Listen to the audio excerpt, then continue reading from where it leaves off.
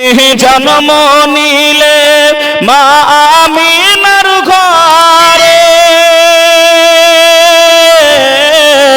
খোদার রহমত ঝরে যে পড়ে তুমি সিরাতে রাসূল মারফাতের বুলবুল তোমার দোয়া কবুল করতে খোদা দেরি করে না তোমার আম্মা আমেনা গো তোমার দুধু হালিমা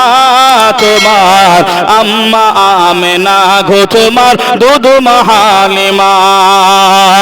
দয়ার নবীজি আমরা তোমায় ভুলতে পারি না